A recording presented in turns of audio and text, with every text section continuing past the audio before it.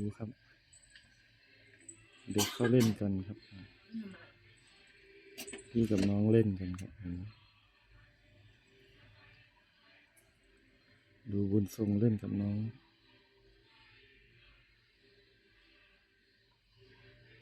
พี่น้องเล่นกันครับ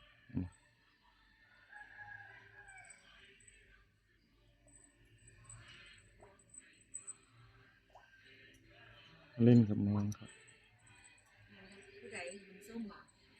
บุญทรงเล่นกับน้อง